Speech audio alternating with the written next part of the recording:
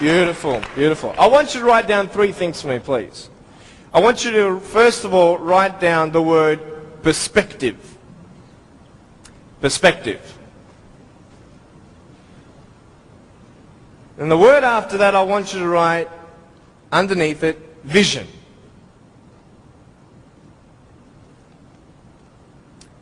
And then underneath that, I want you to put choices. So perspective, vision, and choices. This is what I'm going to be speaking about.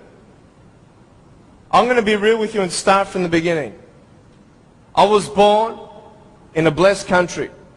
I was born to parents with the support I needed. You see, when I was born, it was such a tragedy. It was such a great shock to everybody. We had ultrasounds done when Mum was pregnant with me. I was her firstborn. And my mum made sure that we had the best doctors in Melbourne. My mum was a nurse and delivered hundreds of babies before I was born. She knew exactly what to do and what not to do in her first pregnancy. Yet, having all these precautions, this happened. And anybody who saw me and saw my parents automatically thought that, hey, this is a bad thing. And I mean, for anyone to say that would be a good thing, that is not sane. That would be insane. To say that, hey, congratulations, your baby's born without arms and legs. It was such just a pause in their life where they couldn't breathe. They couldn't fathom. What kind of life is their firstborn son going to live? Without arms and legs, he can't even feed himself. He can't even dress himself. Doctor said I would never be able to stand up, let alone jump around. You know, I'm so thankful that they knew nothing until I was born. Because imagine if my parents did know, and they would have what? The option of abortion. And the majority of the doctors, I believe, would encourage such an act. Why? Because what we see in this child's life is not going to be a good quality lifestyle for you and your child. And the wisest thing you could do is abort. Well, hey, who knew? Who knew that I would become a 23-year-old professional motivational speaker, speaking to 1 million people all around the world, starting schools in third world countries, building hospitals in the future and orphanages and all that stuff. We sponsor 43 kids who don't have food, fresh water and all that sort of stuff. And that's just the beginning. I'm a real estate investor. I'm a stock market investor. I love options trading. That's becoming one of my professions. I love real estate investing. I love the fact that we can make money doing real estate developing. Make our money, make more money. I love that fact.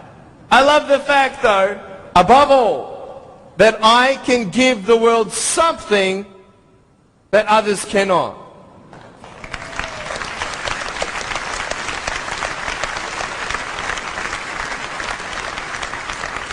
But before I tell you all that good stuff, let me tell you the more down times in my life. Obviously, it was difficult for my parents, but it was also difficult for me. When I went to school, a lot of kids teased me.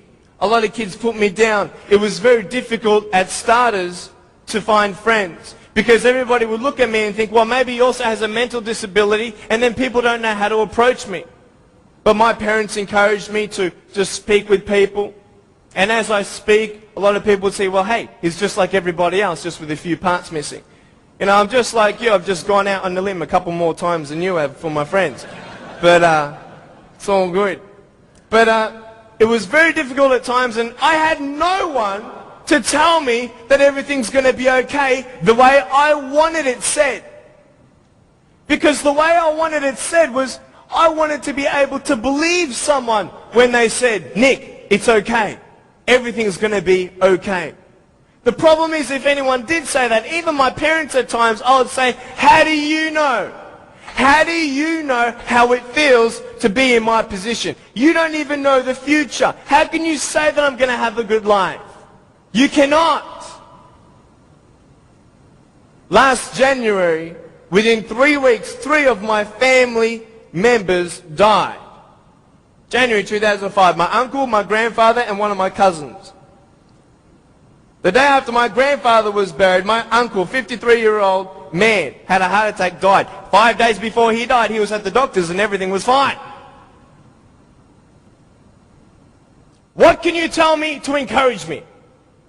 Can you tell me anything? Only if you've been through it. And this is what I'm here about. I want to tell you, I was depressed. I had suicidal thoughts at the age of 8. I had this massive list of all the things that I couldn't do and I'll never have in life. I never thought, I'll get married. Who'd want a husband without arms and legs? And I thought even if I ever did get married, I'm not going to be even able to hold my wife's hand. I'm not going to be able to dance with my bride on our wedding night. I used to hate going to public parks and seeing fathers throwing up their kids in the air and sometimes dropping them. I won't have that intimacy with my sons and my daughters. And I couldn't do this and I couldn't do that. And no one had any answers. And I thought I was the only one in such a predicament. What happened? What changed? The first thing I got you to write down was perspective.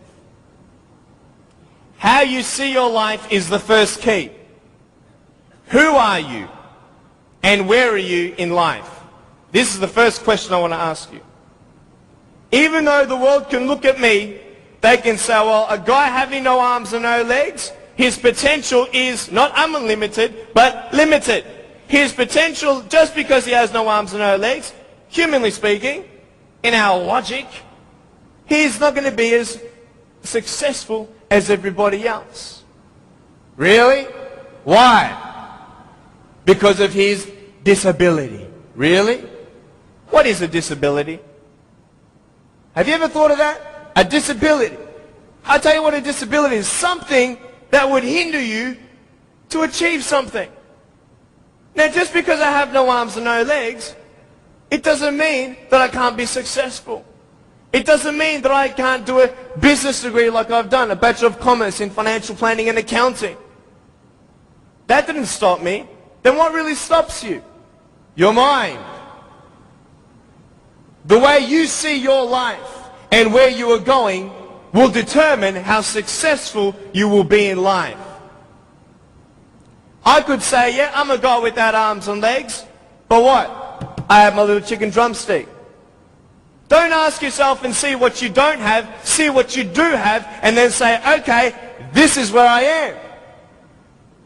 But don't limit yourself to say, well, if only I had this, or if only I had that. You can think of all the things that you don't have, but I want to ask you, is that really constructive? No. Why? Because no one can turn back time. It's up to you with what you do with today. Your priorities, your daily agenda will determine how successful you are. You want to know something? I started to be thankful. Thankful? Why, Nick? How could you be thankful? My mum showed me a newspaper article of a young man who had a disability, not similar to mine, but it was also unexplained medically. And I thought, you know what? I'm not the only one with something to bear. But I'm telling you, this perspective is everything. Giving yourself enough credit. Write this down. Give yourself credit. Even if the whole world told me that, Nick, you have no arms and no legs, you're not good enough, you're not going to reach your fullest potential, and even if you do, it's not going to be compared to anybody else's potential because you have no arms and no legs. Even if the whole world has that discouragement on you or their view on you, you don't have to believe them. You get it? You don't have to believe others' opinions. Because it's just an opinion. If a doctor comes to you and says, hey, I'm sorry, you've got cancer. What are you going to do? Get a second opinion. Right? Why? Because you want to make sure that he's right. You want to know exactly how much you have to live and what's going on. Well, why not get a second opinion when people put you down? Why not get a second opinion when your family thinks you're dreaming? Tell him he's dreaming.